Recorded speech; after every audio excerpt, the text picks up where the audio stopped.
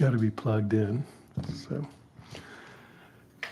now that the room is quiet, how is that sound-wise? Is it a little too echoey? It's good? Yeah. It's just a little hot, isn't it? That's going to make me scared the whole time. So right on the edge. It's a good thing.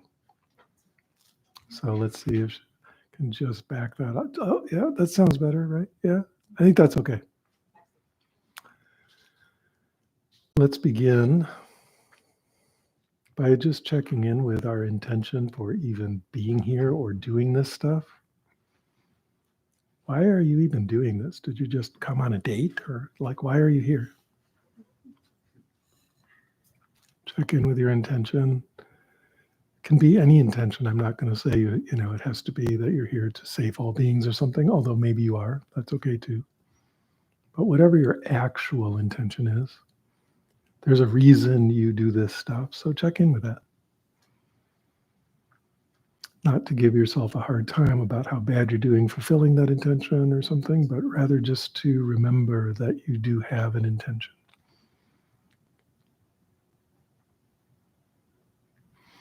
And why don't you, if you feel like it, this is optional, like everything in this guided meditation, everything's optional. If you want to, or you feel like it's appropriate, just reaffirm that intention. Yeah, that's a good intention, and that's why I'm doing this, and I like that intention.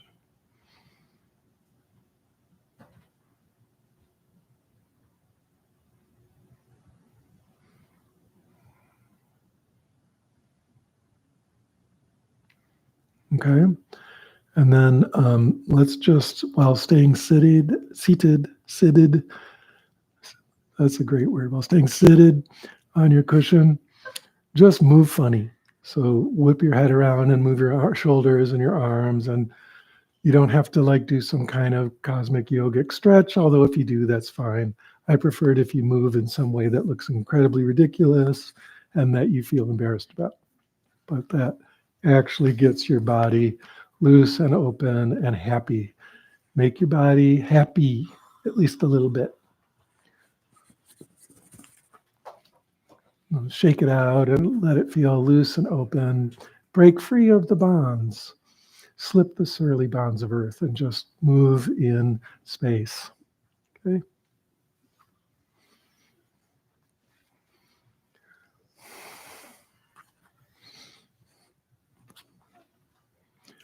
And what I want you to do is tune into how the body wants to move, not how socially you think you should move or what other people will like or anything like that, but just what your body wants.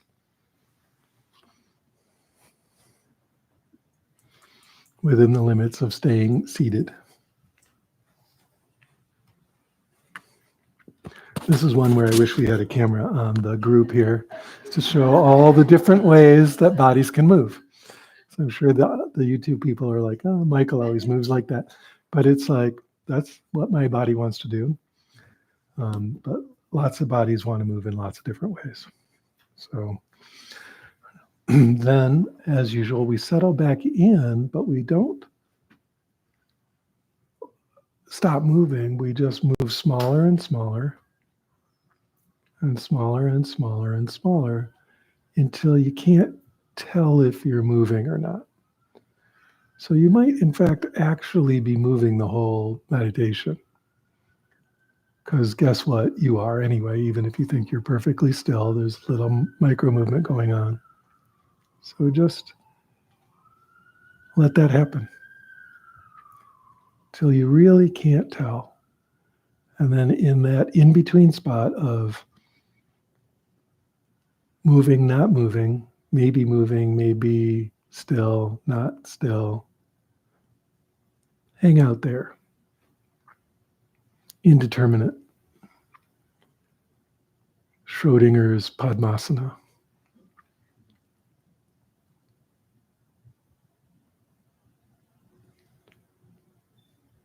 And then from here, let's do some Tonglen. Okay, so if you know how to do that, just go.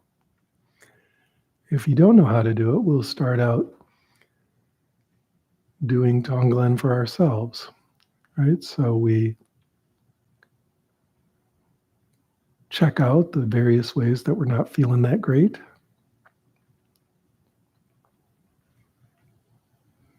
And we notice that awareness itself is incredibly vast, unfixated openness that always feels fine. And then we allow that vast, unfixated openness to just breathe in the difficulties of our lives as if it's black smoke. And the vastness is just so vast, it doesn't matter how much smoke there is, it can never even begin to sully it in any way.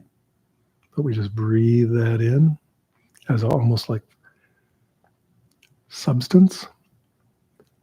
And then this undifferentiated, wide open, vast, spacious clarity breathes out joy and love and kindness and sweetness and health and resource and togetherness into our regular old body, mind, self.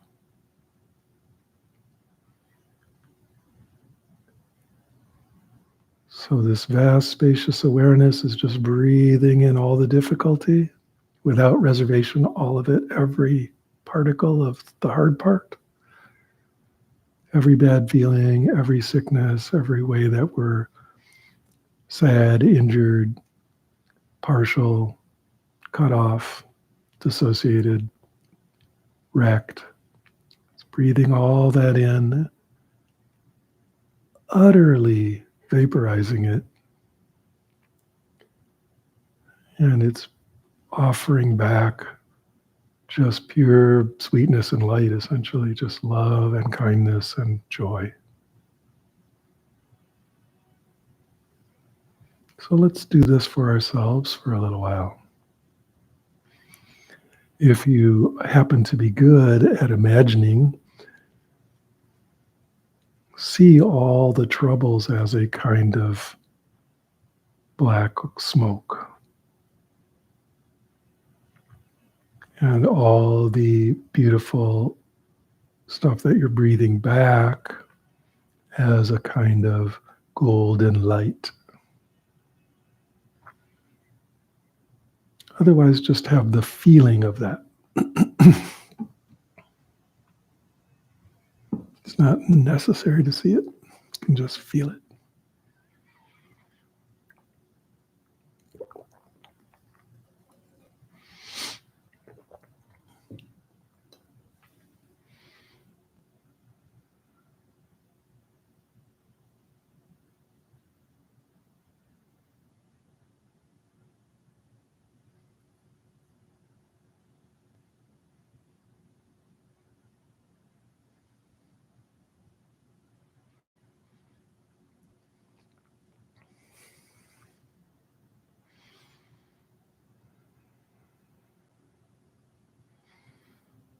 And notice that without trying to generate any particular emotions,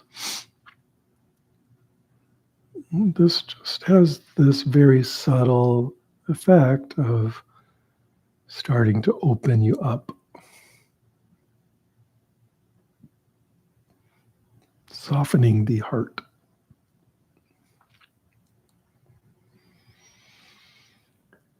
Letting down some of the layers of armoredness.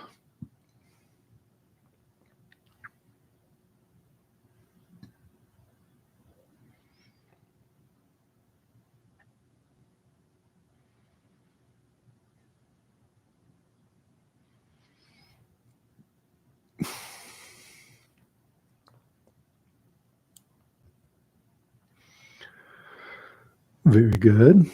And then let's switch it up. This is a little harder now. Think of somebody that you care about a lot. And now do the same thing for them. Again, imagining to whatever extent you're aware of their pain, their travails, their troubles, their difficulties, their sorrows, their illnesses, their real pain. You're just breathing that out of them and into you, totally unfiltered, without any reservation. Just breathe it all in. You're taking it on. But again, it's not your small thought and feeling self that's taking it on. It's the wide open, vast, spacious awakeness that has no limits. It can take any amount of this on and not be harmed by it. And then give back all the good stuff you've got. Health, wealth, freedom, joy, clarity, love, togetherness, community, all that stuff. Give it back as a kind of golden light that fills them and heals them and brings them joy.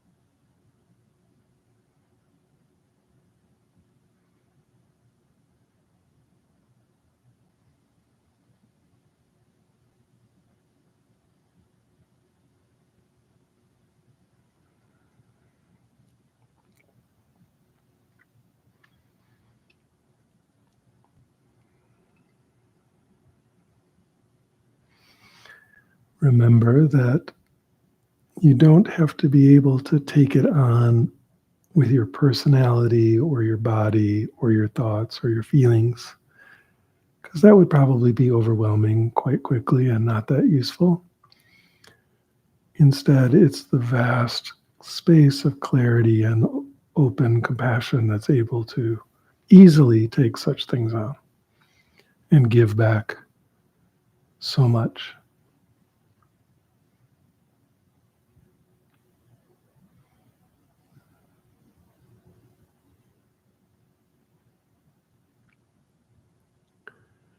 Which is good, because now let's expand our circle of concern to, let's just say, immediate friends and family. So not just one person, but a group of people.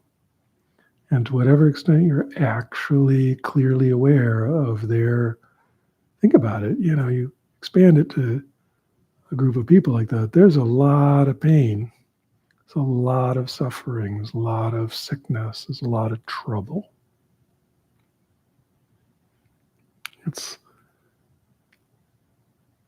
And that's just a normal group, right? It's not like they have to have a special amount of difficulty. It's already a lot.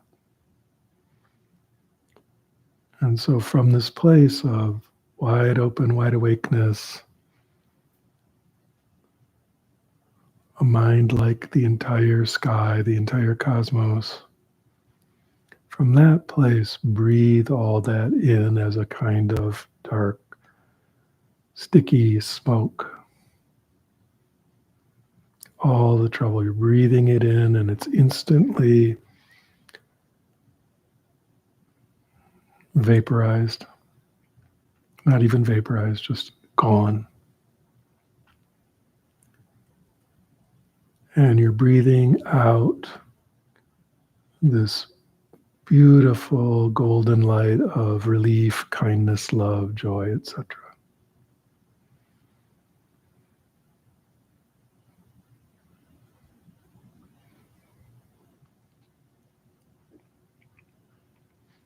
And I don't know, especially for your real friends and your close family group and all that, you might actually be willing to really do that. Like if you could take all that on and they would all those people be free of all that, would you do it? If it really worked like that?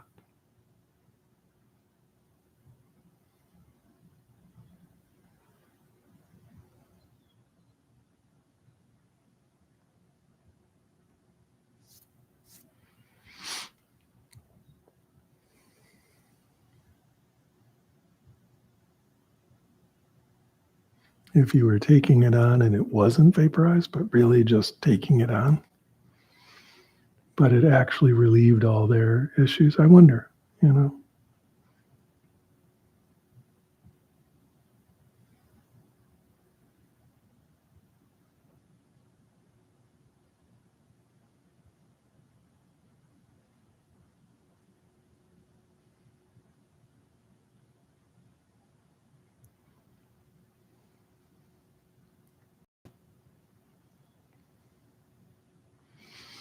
But let's expand the circle of concern from that group, including that group. Let's now include everyone sitting in this room.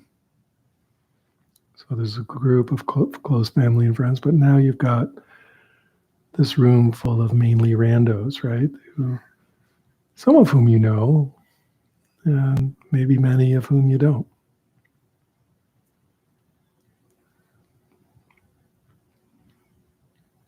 But at least all of us are doing this practice, so let's breathe in everybody's difficulties.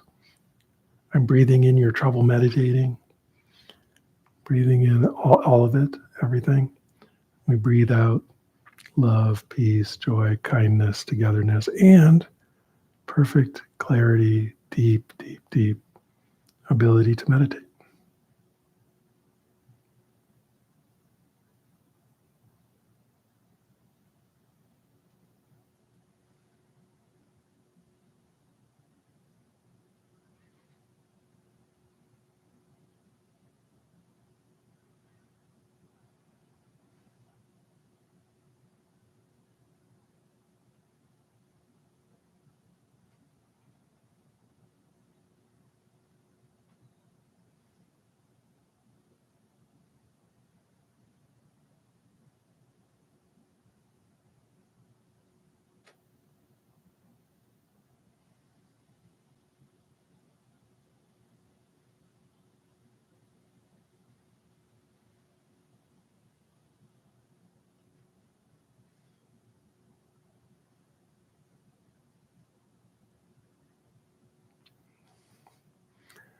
Feeling and or picturing this sticky black tar-like smoke that you're breathing in from everyone. It's all their problems. And then you're breathing out everything good you've got, all your own joy, all your own happiness, all your own everything. Giving it away, giving it away, giving it away without any holding back.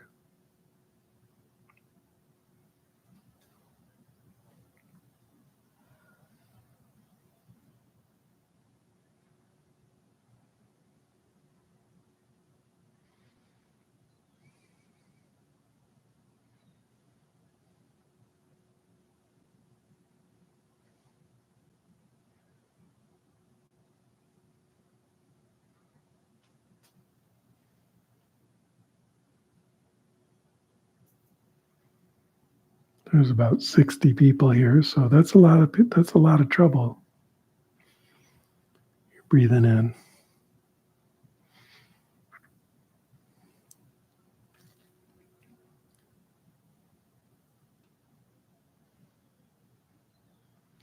But then there's all the folks on YouTube, so let's include them.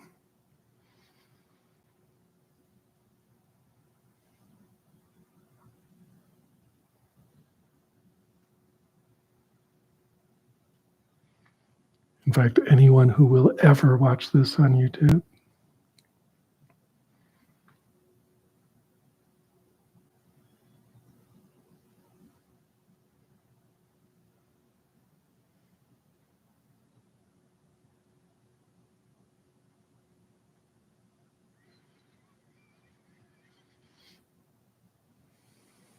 And from there, we might as well just expand it to everyone in the whole world, including everyone you dislike and despise and wish were gone.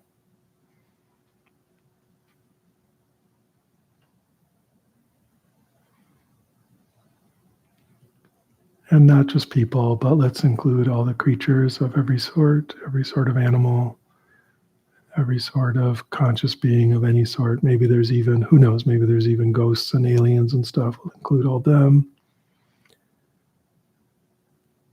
Anything capable of suffering. Maybe AI is capable of suffering, so we'll include various AIs too. Will save us from the basilisk. And just breathe in all that suffering. It's a lot of suffering, a lot of pain, a lot of evil, a lot of difficulty. Just breathe that all in. And breathe out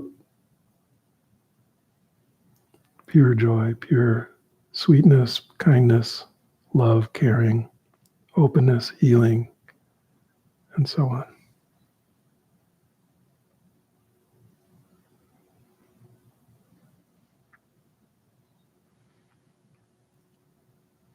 If you could do that, would you do it? You could relieve the suffering of every being in the world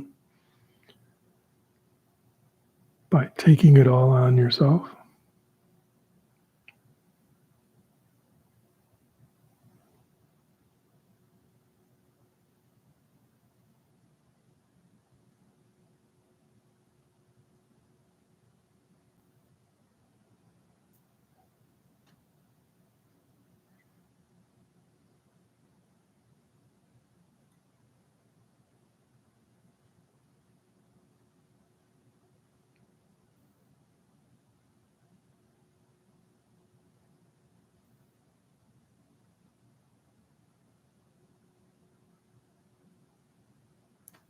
And notice, even if you're not having big emotions, because this isn't a meditation about necessarily having any big emotions. So that's not what it's about. We're not trying to generate some giant feeling of love. It's just more about openness and caring. So do you feel, notice if your heart feels any more relaxed, any more open, any more soft, any more available, any more disarmored. Even a little bit. That's what we're working at here. Just that sense of connectedness, that sense of openness and caring. We live in a world that's ever more dedicated to selfishness and cruelty, and it's a radical act to open ourselves to unselfishness and kindness, actual kindness.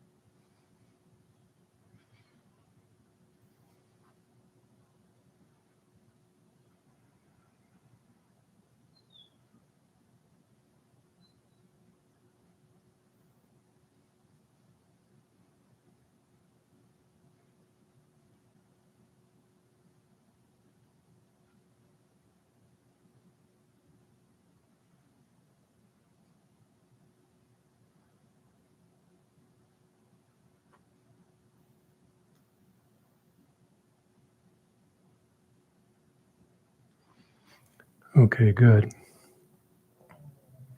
Now just let go of all that and just tune into that wide open, conscious, wakeful space that has no remainder at all. Nothing got taken on, nothing got stuck. It's all evaporated. And there's just relaxed, open clarity.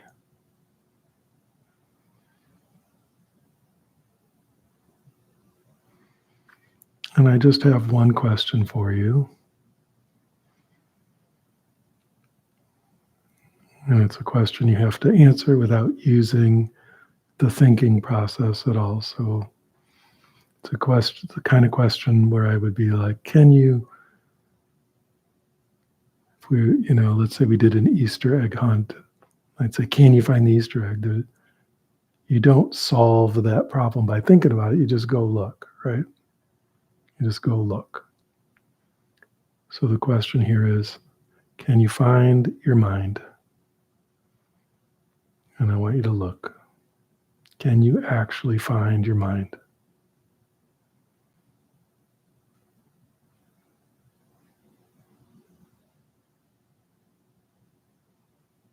And if you're like, well, my mind is those thoughts that are happening, then find the thoughts.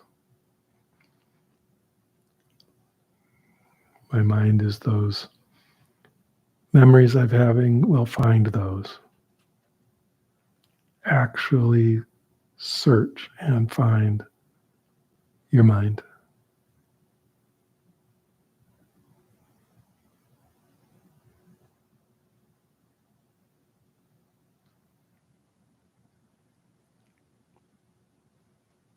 Notice you can't find it.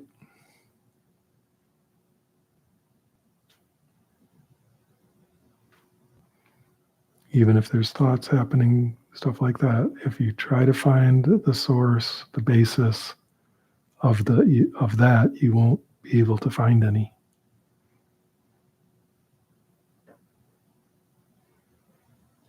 So look again, because maybe you looked and didn't find and then started thinking about it. Look again with no thinking about it. And just notice that vast, open mystery thing. It's, in a weird way, it's kind of nothing because you can't find anything. But another way, it's vastly spacious and wide awake, very, very clearly cognizant. Gnostic space.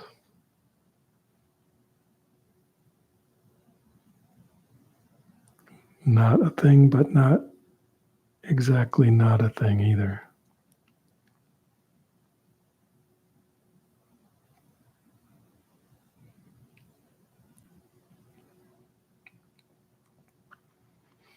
If you're able to do it, I want you to just simply set your thinking mind aside, like take off your thinking cap and just set it on the ground beside you.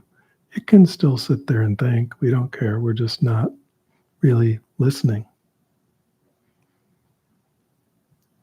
And instead, I want you to sit with this wide open, spacious awakeness that's always there. You don't have to make it spacious and you don't have to make it awake. It's already boundless and timeless and perfectly awake.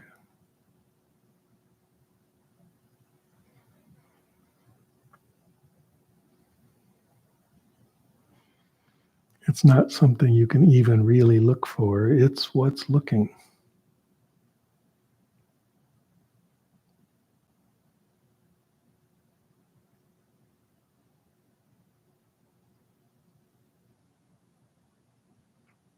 It's really weird to sit with because it's not anything at all.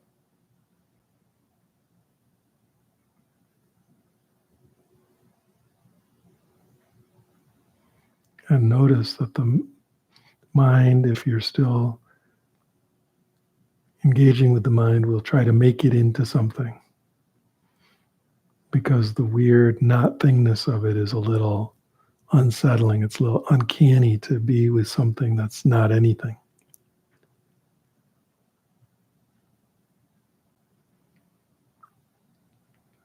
But it's okay, because that's what's aware of what's going on.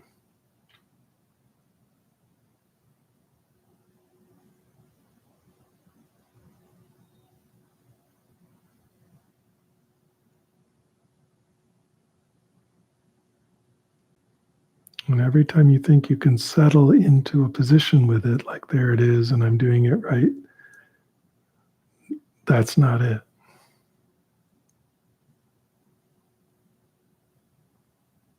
Because it doesn't have any position at all. It's not any particular place, and it's not any when.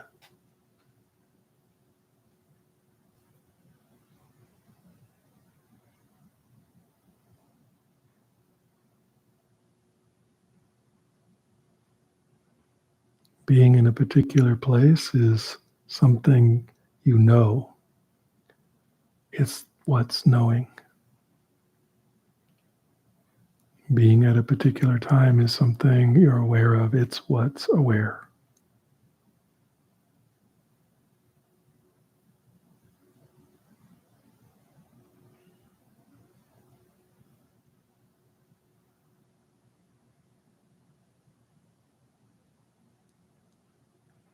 You feel as if that awakeness is located in the body, but how do you even know you have a body? Because the awareness contains the body. So really, the awareness is what the body arises within.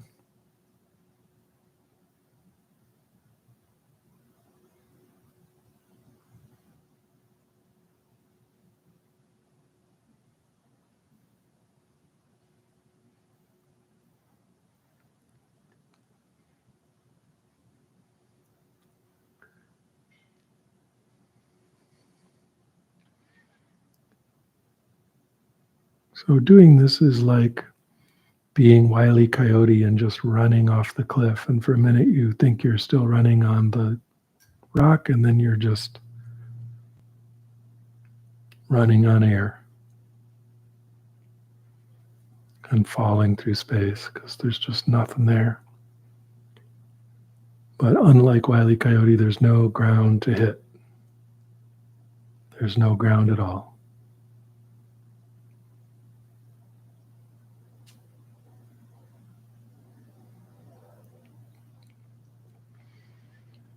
We're very used to creating ground to hold on to. But that's dream ground. That's entirely mentally generated. And since you're doing the mental generation, some part of you always knows that it's unstable and unreliable.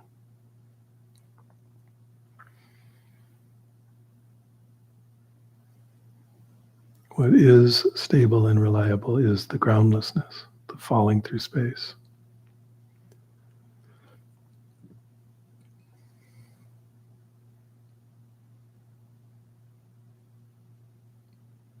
Let's just be with that. If you must have something to hang on to, no matter how illusory, hang on to the feeling of your body. Maybe your breath, maybe your heartbeat, if you can feel that, maybe just your body sensation in general.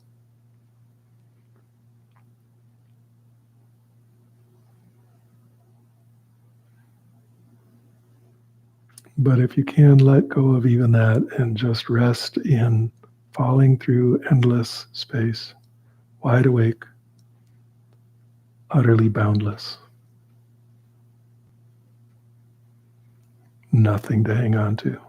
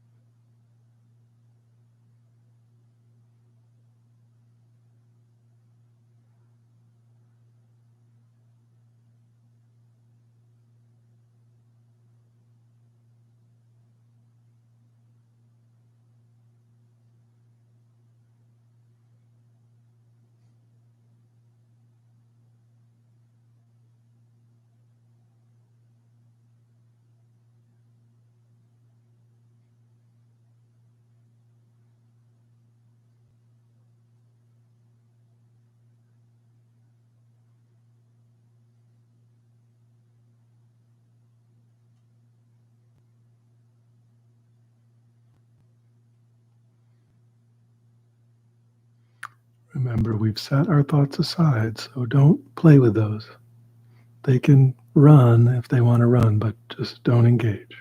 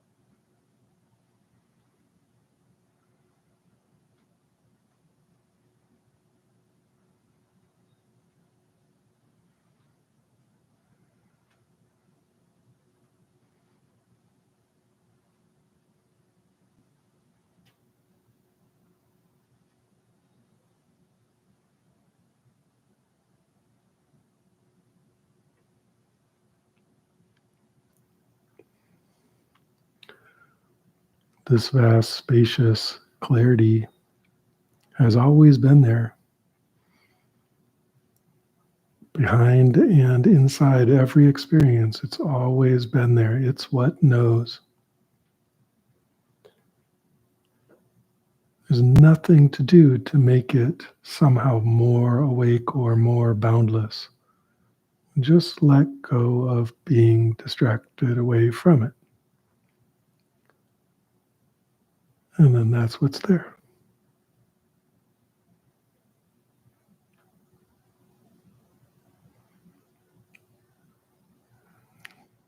So when I say set thought aside, you can set away verbal thoughts to the side, but also visual thoughts and also ideas of the space around you, and also ideas of time, ideas of your own personal history, ideas of personality, ideas of social status, ideas of capacities and capabilities, ideas of community and shared history. Set it all aside.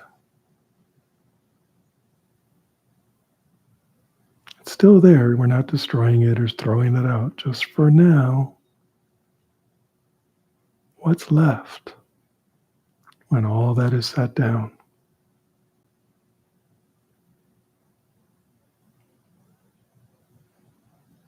Wide awake, wide openness.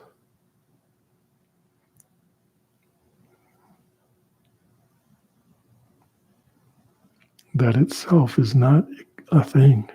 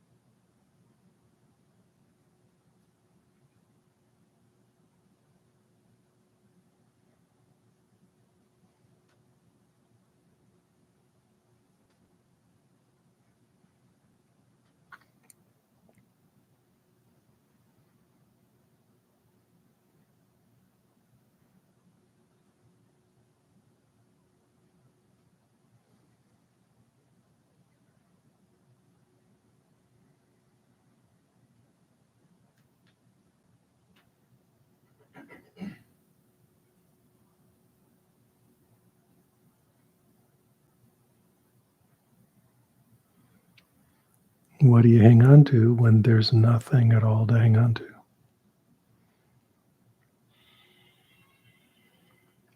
You just stop hanging on.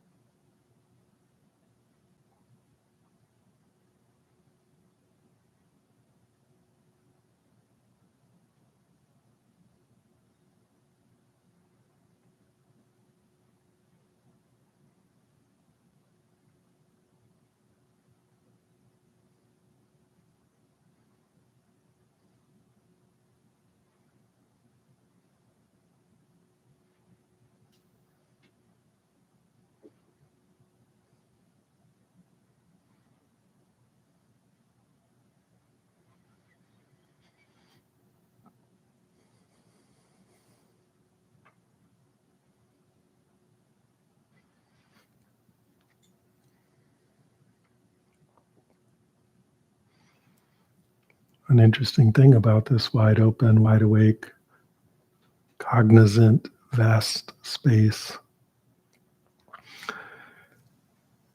is that it's not just nothing. It's potentially everything. It's incredible energy is apparent.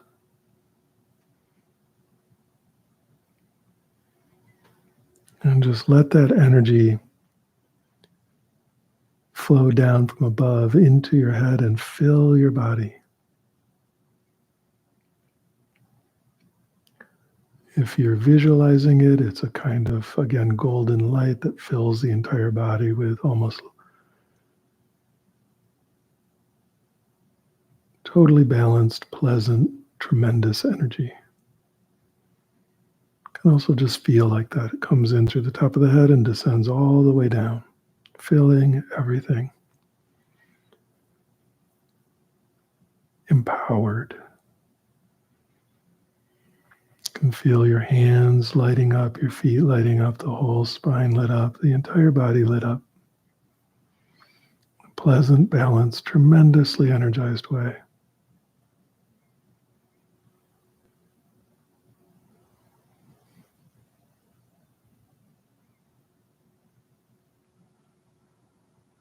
Aliveness. Coursing through the body and the mind. Feelings, emotions, life, a heartbeat, lungs breathing.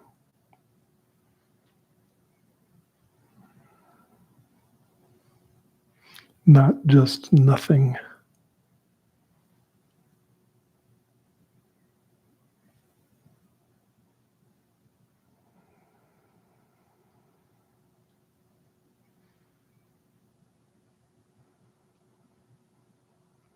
And from this place, pick the Tonglen back up for the whole world.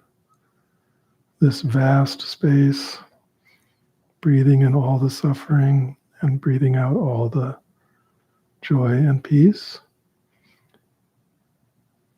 backed by this boundless energy, this tremendous empowerment.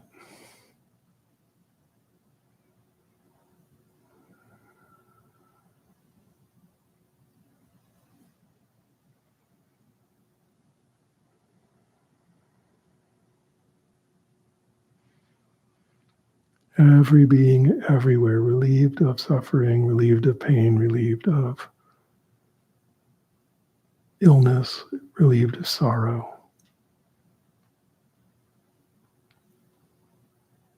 And filled with joy and peace and health and this energy.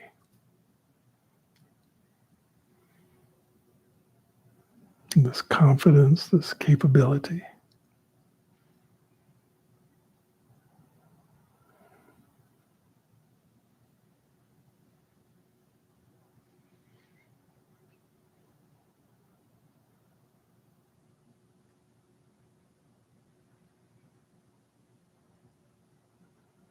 And every being everywhere recognizing that in themselves and also doing it. So that you now not only are doing it, but everyone else in the universe is also taking in all the suffering and transforming it and beaming out love and kindness and clarity and peace and health with tremendous energy. So you're feeling it coming back from all directions as well.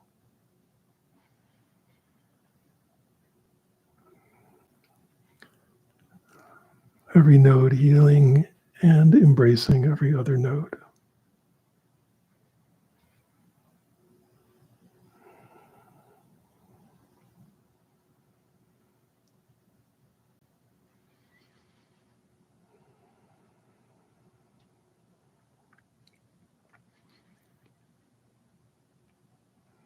A kind of infinitely recursive, universal compassion from all beings to all beings, for all beings.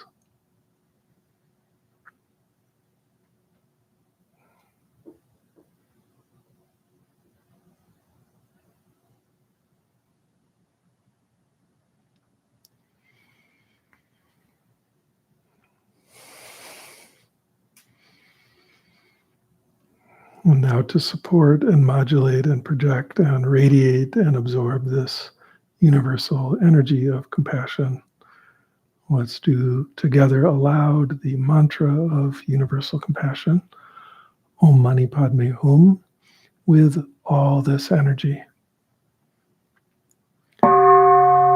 Om Mani Padme Hum, Om Mani Padme Hum, Om Mani Padme Hum, Om Mani Padme Hum, Om Mani Padme Hum, Mani Padme Hum, Om Mani Padme Hum, Om Mani Padme Hum, Om Mani Padme Hum, Om Mani Padme Hum, Padme Hum, Om Mani Padme Hum, Om Mani Padme Hum, Om Mani Padme Hum, Om Mani Padme Hum, Om Mani Padme Hum, Om Mani Padme Hum, Om Mani Padme Hum, Om Mani Padme Hum, Om Mani Padme Hum, Om Mani Padme Hum, Om Mani Padme Hum, Om Mani Padme Hum, Om Mani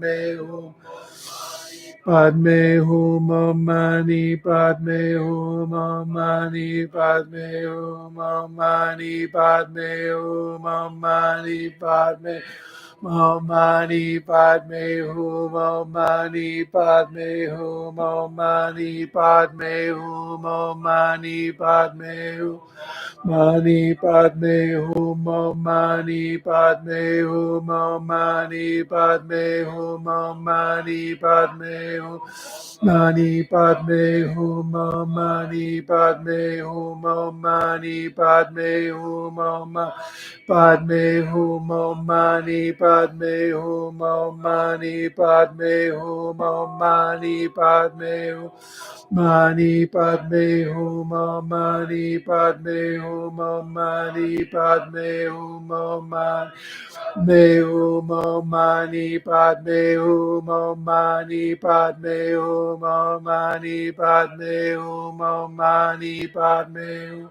Mani Padme Hum, Om Mani Padme Hum, Om Mani Om Mani Padme Hum, Om Mani Padme Hum, Om Mani Padme Hum, Om Mani Padme Hum, Mani Padme Hum, Om Mani Padme Hum, Om Mani Padme Hum, Om Padme Hum, Om Mani Padme Hum, Om Mani Padme Hum, Padme Hum, Om Mani Padme Hum, Om Mani Padme Hum, Om Mani Padme Hum, Om Mani Padme Hum, Mani Padme Hum, Om Mani Padme Hum, Om Mani Padme Hum, Om Padme Hum, Om Mani Padme Hum, Om Mani Padme Hum, Om Mani Padme Hum, Om Mani Padme Hum, Om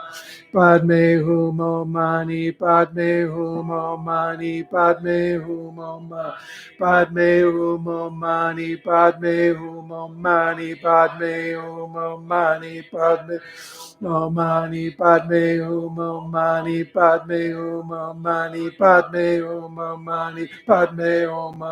Om Mani Padme Hum, Om Padme Hum, Om Mani Padme Hum, Om Mani Padme Hum, Om Mani Padme Hum, Om Mani Padme Hum, Om Padme Hum, Om Mani Padme Hum, Om Mani Padme Hum, Om Padme Hum, Om Mani Padme Hum.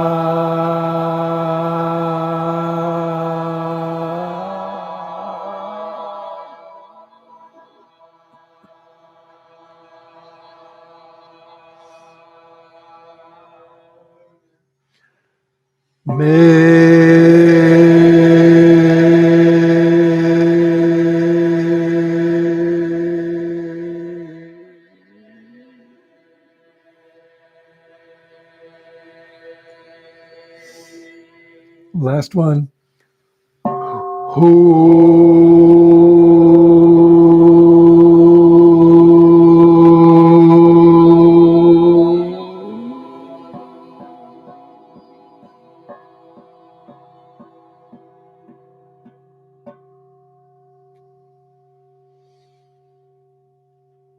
Now just returning to vast, open, clear, bright, conscious kindness. Rest as that.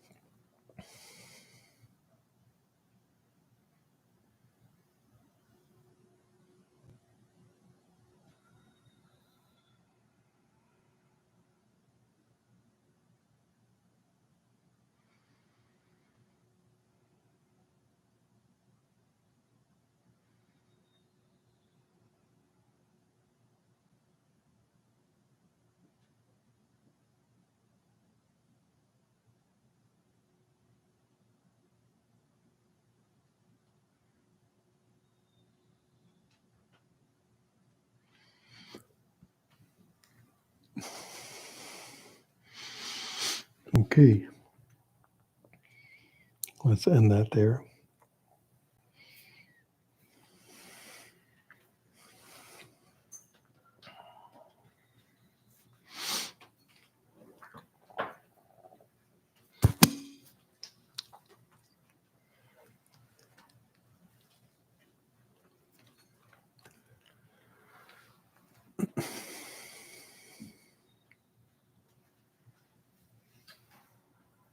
Notice that the openness and clarity and energy, especially the energy, it's still there, right? Didn't go away when we stopped meditating, still right there.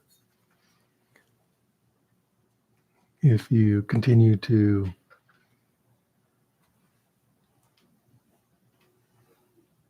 attend to it, it will just continue to be there. It's the thing that's attending. And if, on the other hand, you decide to get real involved with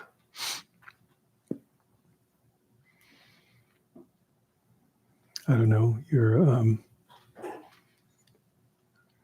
sorting your Magic the Gathering cards or whatever, then it will still be there in the background, but you'll stop noticing it so clearly. And in fact, you may kind of lose sight of it altogether. But it's still there, just waiting. All you have to do is come back to noticing. And the trick is to just keep noticing, letting go of all the mental constructions that we're really involved with. Right? We've been trained to be really involved with mental constructions, and that's fine. There's absolutely nothing wrong with that, but they can sort of, especially if you're not also trained to see where the constructions are, in what medium, so to speak, the constructions are arising, you forget that there is a medium in which they're arising, and you only notice the construction. So there's nothing wrong with construction, but we want to notice there is no medium, but the medium in which it's arising, which is the ground, right? That is itself groundless, but it's still what's, so to speak, really there. And so there's just a little bit of reminding necessary to remind yourself to notice that. It's what's noticing. But weirdly, we forget that because we're just really busy with clearing that Pokemon Go gym or whatever. It gets really compelling.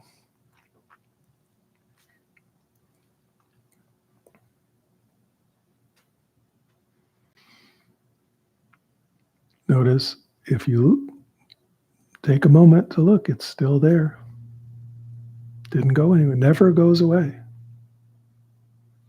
All that happens is you get distracted. Or worse, you think that it's a special state you created in a meditation, and that when you're done meditating, it's like, oh, you're not high anymore, and it sort of dissolves and goes away. And there's lots of altered states that you can make in meditation that will dissolve and go away when you're done meditating. And again, nothing wrong with that.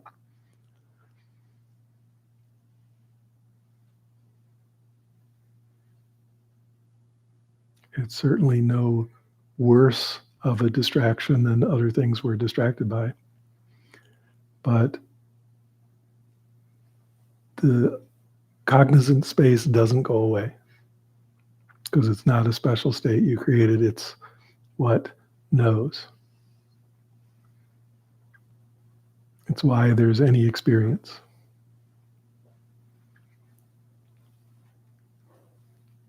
And so if you just look every once in a while, it's still there.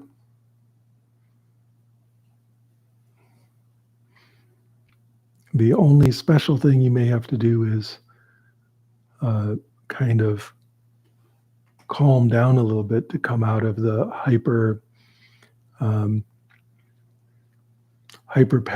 palatable, super processed distraction you're involved in, right? Like we've got really good distractions now that are ultra extra compelling. And so it may take a moment to calm down out of that and be able to just relax enough to see what's always been there.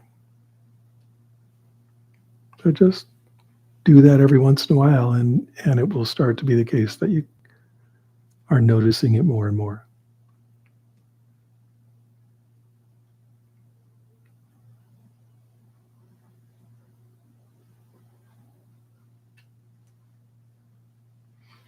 Some people will say that that will make you an Ubermensch of some sort or another, some kind of superhuman being that is always perfect and infinitely compassionate and never has a bad feeling and never makes a mistake or something like that.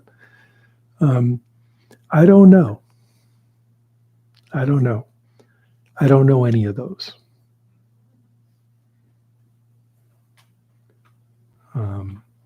But I'm not saying that doesn't happen, but I don't know any.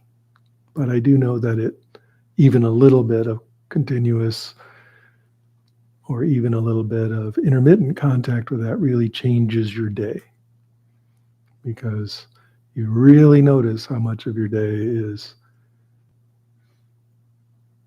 basically just a game in your head, and that you can just drop the game for a minute and experience actual relief and peace and openness and clarity. All the stuff you're presumably playing the game to get, it's already there.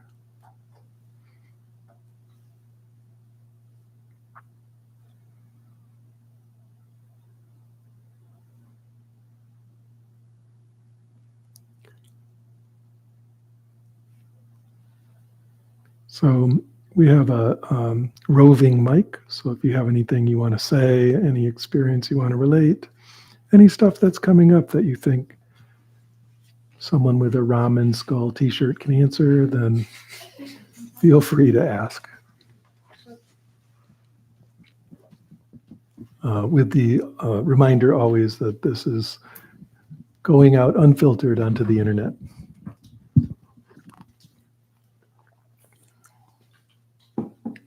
We've got a raised hand over there, Felix.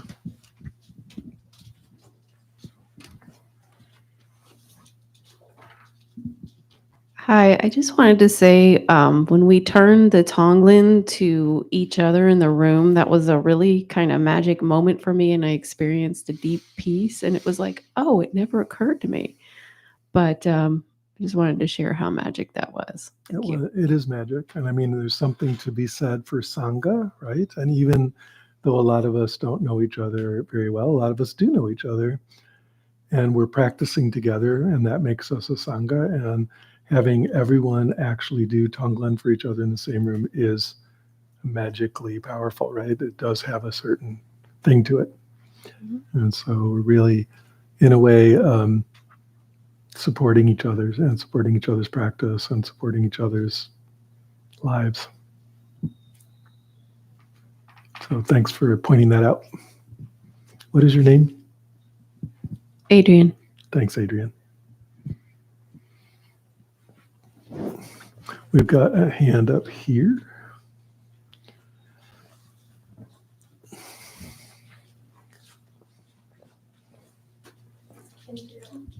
Hey everyone. Woo. Woo. I didn't need the mic. Hi, I'm Laura. Hi, Laura. My question, thank you first of all. This was my first time sitting in this and it was pretty awesome. My question was, what was the mantra at the end? Can you break that down and what the meaning of it was? Thank you. That's the mantra of universal compassion. It's the mantra of the Bodhisattva of compassion named Avalokiteshvara. It's probably the most popular mantra in the world. So it's Om Mani Padme, which means the jeweled lotus, to the jeweled lotus, and then another seed syllable, Hum. That's it. So it's 6 syllables. Om Mani, which is jewel, Padme, to the lotus, so to the lotus jewel, Hum. So lotus jewel apparently is one of the many names of the Bodhisattva of compassion. Okay? Yeah. So that's the mantra. If you ever see the Mani stones, right, where there's like this beautiful letters carved into rock and they're multicolored, it's called a Mani stone because it's the Mani Padme mantra. So that's what you're seeing there.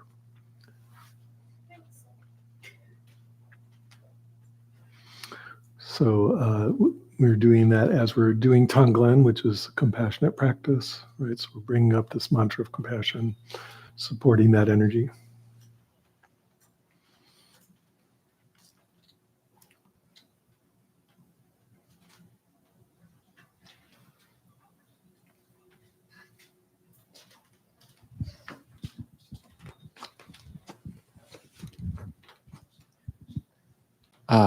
About the same mantra, Chandra pronounces it Hong. Is that, what language is that, or what's the difference? The difference is she's trained in Tibetan Buddhism, and so if you're doing it like a Tibetan person would pronounce it, it's usually something more like Om Mani Padme Hum. But the original better mantra, I just mean earlier on, it's in Sanskrit, and I'm pronouncing it in Sanskrit. Cool, thanks. Yeah. We'll link Chandra this recording. Right? I'm calling you out, Chandra. We're going to have a mantra say-off. Watch off. The final seed syllable, hum, it's really not hum, it's more like hum. And so do you really make the G on there or not is sort of the issue. Different types of Sanskrit pronunciation you do or don't. It's either hum or hum, kind of a nasal. And so, there's a whole gray zone in there about how much you put on it, how much kind of back of your nose you've got going there. Just got to ask a native Sanskrit speaker. Yeah, of which there are about 30,000. Yeah.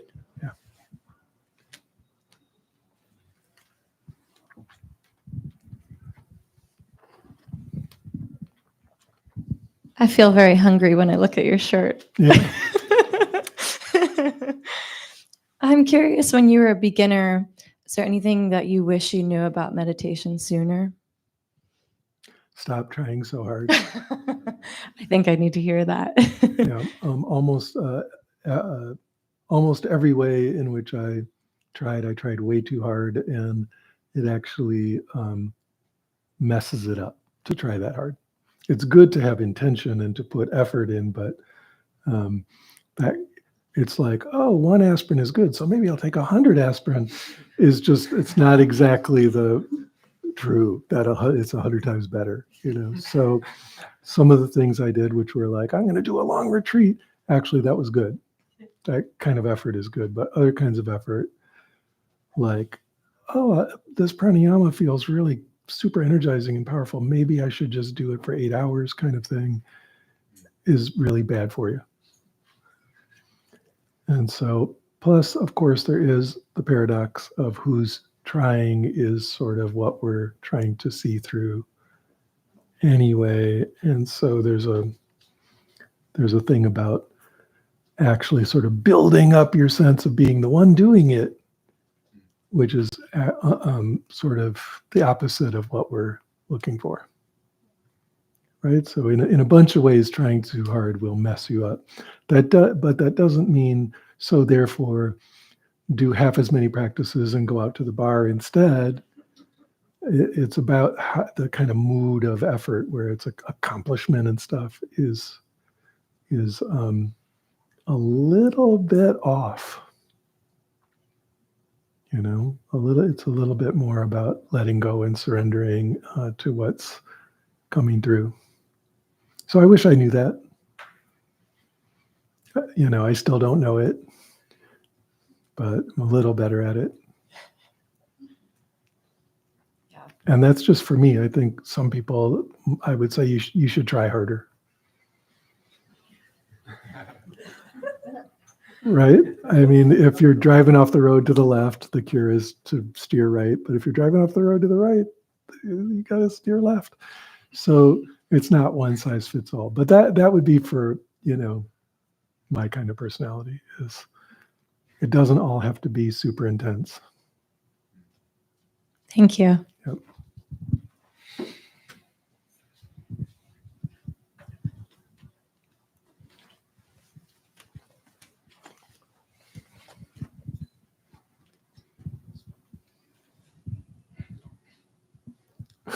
What is going on with them? How do I know if I need to try harder or if I'm trying too hard? Well, which is it? I don't know. Okay. Usually, if you're trying too hard, you find out the hard way. I'm But- finding you cryptic today, Michael. I'm never cryptic. I'm always being extremely straightforward. Trying to say it as clearly as possible. If I will just say, trying too hard, one often smashes oneself into a brick wall over and over and over and over and over until recognizing, oh, I could just walk around the wall. So unless I'm doing that, I should try harder? Give it a shot. See what happens. Okay.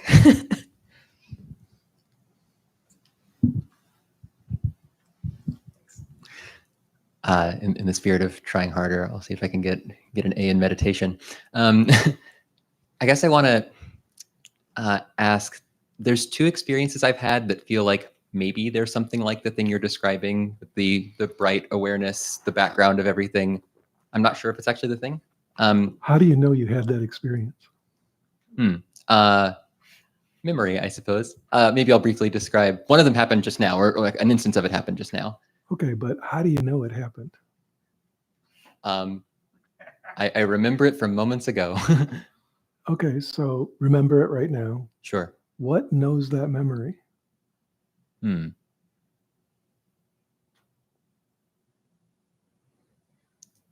Notice that you can't really find it, but something kind of stops and opens up.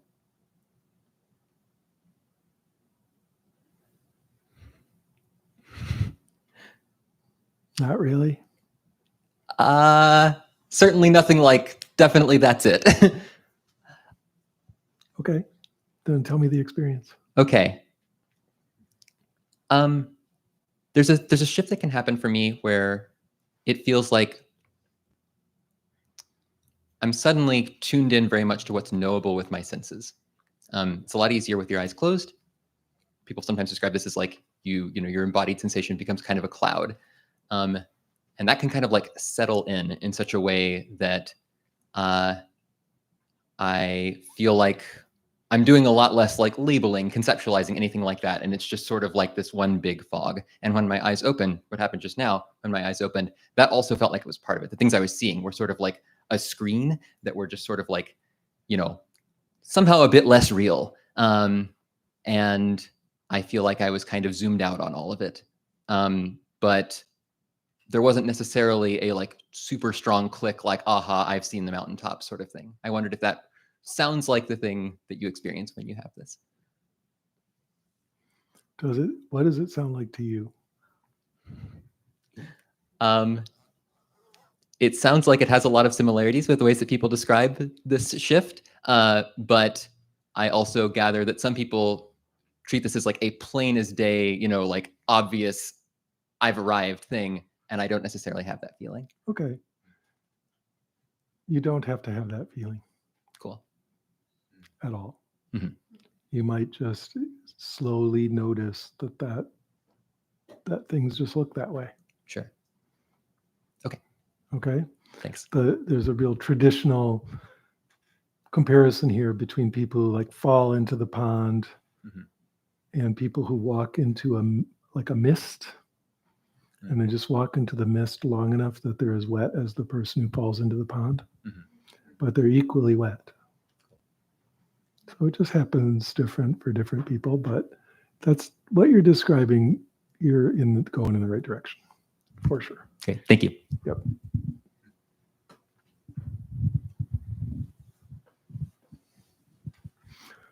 Oftentimes when people fall into the pond, then they kind of make a thing out of it and then never fall in again.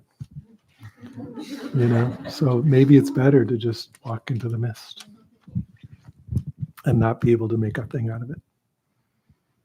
Hi. Oh, you again. Oh no. Who let her in here? I was saying I wish people didn't remember me, but I think they do. But anyways, Shireen, now you can put a name to it. Hi, Shri. So I realized something moments ago that I guess I was curious about. And it was that in the process of taking away the pain and the suffering of others that we care for, and like internalizing it in myself, I felt resistance to that. And I think, what was that? Sorry? What was that? The resistance is there in knowing, in the belief that there are consequences. And so as I take something from someone else, what is then the consequence? Not just for me, but for them. And I thought that was interesting to take it and then say, like, I'm going to put it here, and it can remain here without consequence. And as I thought about that more, I found that interesting, because we don't really live in a life without consequence. And so, is that possible?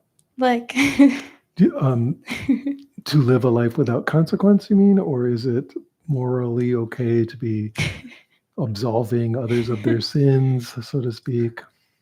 Because I realized that as we brought it to the bigger scheme of, can I do this for everyone? Mhm. Then I am absolving everyone. Yeah. And Let me ask you this. If you could, for Mhm. real, for the whole world right now, and every being in the world, and even every subtle being in the world, and then imagine every other planet with every other being in the whole universe, Mhm. all you had to do was just wish it, would you do it? I mean, of course I could, but then would you? No. Have you, really? Because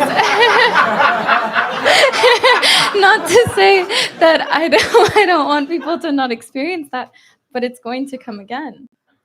Maybe. It's not that I can do it once and then it's gone forever, How do you know? because that is life. Like, that is the consequence of this life. Okay. The point of let's assume that you're currently not aware of your all-powerful bodhisattvahood, and that it's a meditation exercise. The point of it is to open your heart from towards others, and also to dissolve the fundamental selfishness and cruelty that our society breeds into everyone constantly. Selfishness, greed, cruelty is we're masters. Yeah. And so the mood of this meditation is to go right after that and undo it. Yeah. So all this other stuff, save that for later when you're, absolving the universe of its sin. Okay? Otherwise, it's just not, it's just getting in the way. Yeah. No, I agree. I mean, I think the alternate of this is when you give love freely. Rather than taking, you're giving love freely. And I think that's a concept a lot of people can more easily grasp onto, potentially. And then you don't feel like, oh, what is then the consequence that I have now led onto the world? But yes, I do agree. I wish it was possible. And to put it just to go after it a little bit, it's like, so if there's a kitten there bleeding in front of you, you're not going to, staunch the blood and fix it up and wash it and make it feel better. Yeah, of course. Well, aren't you taking the consequences of its actions from it? Right? But you'd still do it. Of course you would. Yeah. So just apply that now to everyone, everywhere. Of course you would help them. Yeah. Very good. Let's end that there. Oh, we've got one more desperate question back there.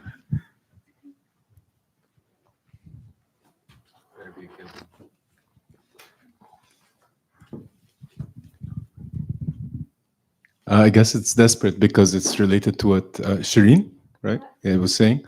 I wasn't going to say anything, but since she said that, I feel like I want to share. I actually felt the Tonglen experience kind of draining, and I have to say, like, I have a